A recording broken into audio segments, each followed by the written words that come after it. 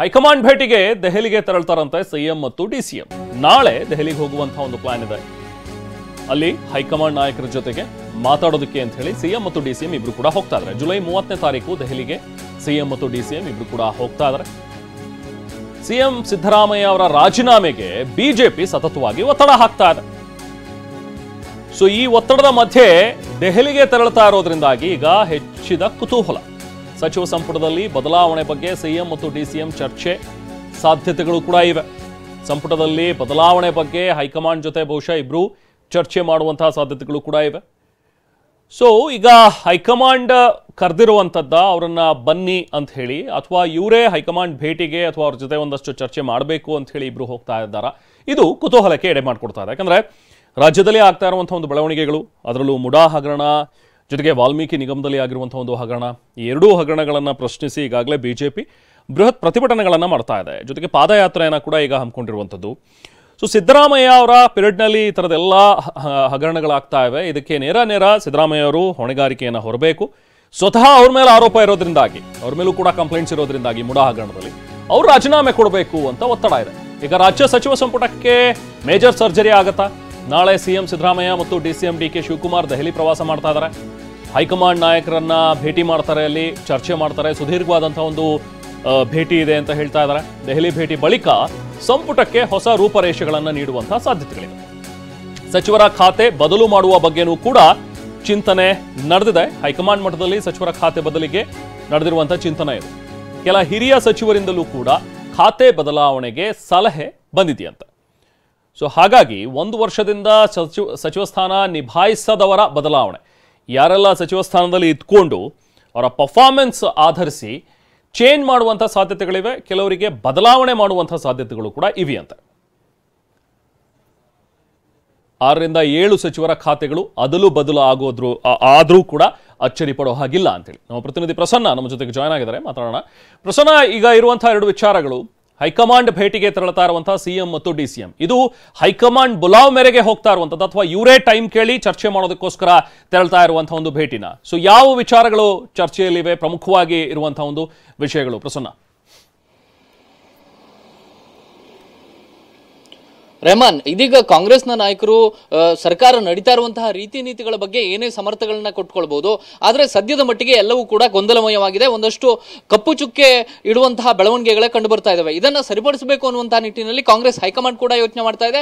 CM Siddaramaiah ಮತ್ತು DCM DK Shivakumar ಅವರು ಕೂಡ ಹೈಕಮಾಂಡ್ನ ನಾಯಕರ ಜೊತೆ ಚರ್ಚೆ ಮಾಡಬೇಕು ಅನ್ನುವಂತಹ ಒಂದು ಚಿಂತನೆಗೆ ಬಂದಿದ್ರು. ಇದು ಒಂದು ರೀತಿಯಲ್ಲಿ ಸಮಯ ಸಂದರ್ಭ ಎರಡೂ ಕಡೆಯಿಂದ ಕೂಡಿ ಬಂದಿದೆ. ಈ ಕಾರಣಕ್ಕೋಸ್ಕರ ಸಿಎಂ ಮತ್ತು ಡಿಸಿಎಂ ಅವರು ನಾಳೆ ದೆಹಲಿಗೆ ತೆರಳುವಂತಹ ಸಾಧ್ಯತೆ ಇದೆ. ದೆಹಲಿಯಲ್ಲಿ ಹೈಕಮಾಂಡ್ ನಾಯಕರ ಜೊತೆಗೆ ಒಂದು ಸುದೀರ್ಘವಾದಂತಹ ಮಾತುಕತೆ ಇದೆ. ಒಂದು ಪ್ರಮುಖವಾದಂತಹ ವಿಚಾರ, ಈಗ ಇರುವಂತಹ ಸಚಿವರ ಖಾತೆಗಳನ್ನ ಅದಲು ಬದಲು ಮಾಡಬೇಕು. ಸಚಿವ ಸಂಪುಟ ಪುನರ್ರಚನೆ ಅಲ್ಲ, ಅದರ ಬದಲಾಗಿ ಖಾತೆಗಳನ್ನ ಬೇರೆ ಬೇರೆ ಅದಲು ಬದಲು ಮಾಡಬೇಕು ಅನ್ನೋ ಬಗ್ಗೆ ಹಿರಿಯ ಸಚಿವರಿಂದಲೇ ಒಂದಷ್ಟು ಸಲಹೆಗಳು ವ್ಯಕ್ತ ಆಗಿರುವಂತದ್ದು.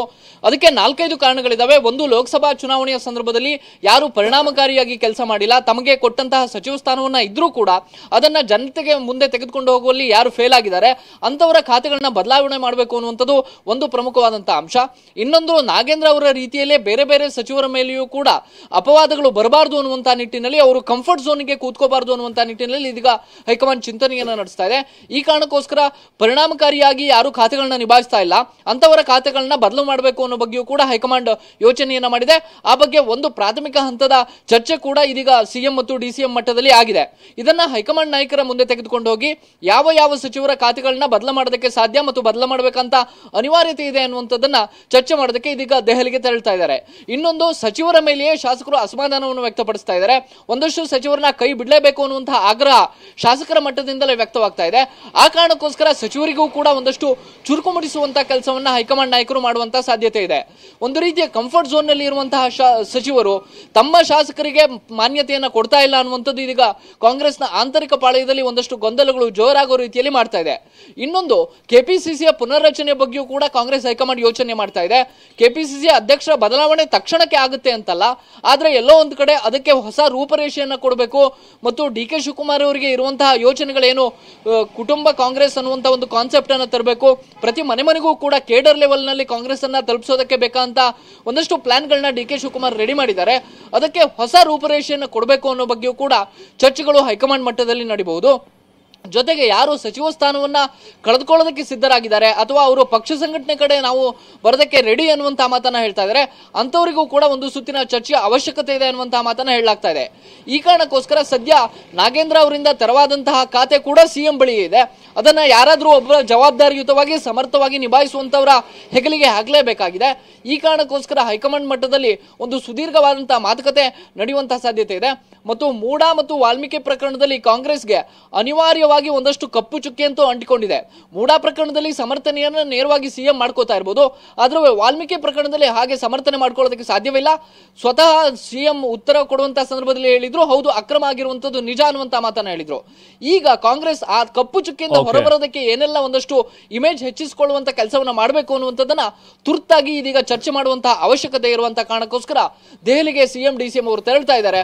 ಹೈಕಮಾಂಡ್ ನಾಯಕರು ಕೂಡ ಒಂದು ಸುದೀರ್ಘ ಮಾತುಕತೆಯ ಬಳಿಕ ಸಚಿವ ಸಂಪುಟಕ್ಕೆ ಒಂದು ಹೊಸ ರೂಪರೇಷೆಯನ್ನು ಕೊಡುವಂತ ಸಾಧ್ಯತೆ ಇದೆ. Rehman. Okay, thank you Prasanna.